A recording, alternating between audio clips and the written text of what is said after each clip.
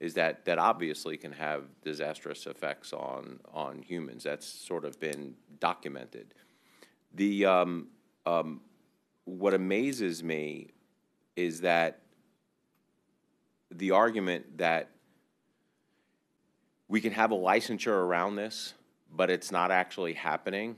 Whether it's happening or it's not happening, it's probably a good thing that it shouldn't happen, especially if the government, the federal government, is involved. It's not like the federal government ever told us something that wasn't accurate before, telling us things that were good for us when it wasn't good for us. I mean, we can look back just a couple of years with COVID and the shots and stuff like that. So I would rather err on the side of caution, along with what Senator Broder said. It's like, let's just forbid the practice. It's in statute right now. It does nothing to take that out of statute for us, because I just have a feeling that, you know, somewhere down the road, and whether that down the road is 1 year, 5 years, or 20 years down the road, we're going to find out that some of the chemicals that they were using for this was harmful to us, and we're going to look back at this time and say, you know, it's probably thankful that we stopped the practice, or at least attempted to stop the practice in Florida. So I'm with you. I am a yes, and I'd like to see it continue going forward. Thank you, Senator Garcia. You are recognized to close on the bill as amended. Thank you, senators. Thank you for that, Senator Ngolia. It's been difficult. I've been tiptoeing so as not to bring in particular, what is it that Mike calls it, buzzwords that separate us versus unite us to address what I consider now, after the research, to be a very important issue, which is air quality and what might be happening that we haven't been paying attention to. And Senator Smith, respectfully, when I said, you know, Google it, I didn't mean it in a disparaging form. You'd be surprised if you go in and you do some research.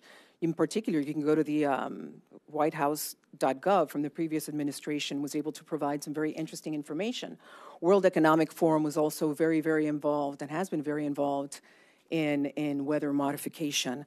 With regards to what Senator Polsky had previously asked, I do have some logs from the federal administration, from the U.S. Department of Commerce, which works with the National Oceanic Atmospheric Administration.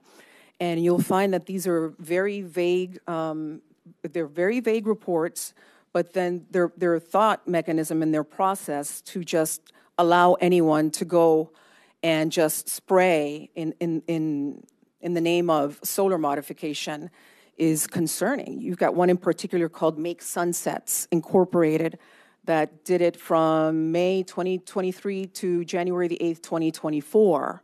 And then that, if you go in and you look for that and you Google their names, you'll find a very interesting article about the same people that are concerned with regards to climate change, saying we need to stop.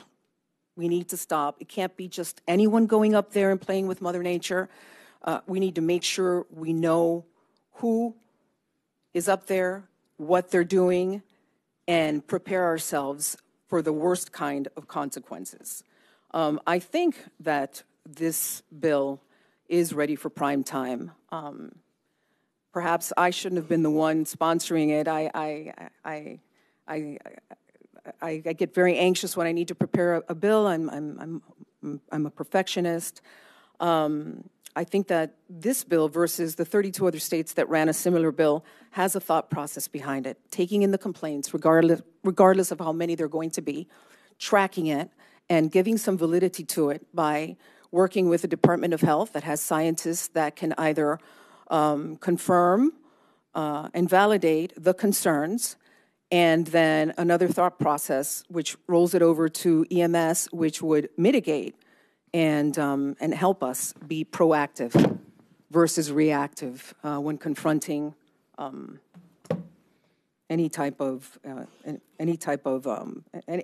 more of these concerns coming our way. So, you know, with the inclusion of this amendment, I think that this is a firm and necessary standard, safeguard against unregulated weather modification and geoengineering activities within our state. It has been happening.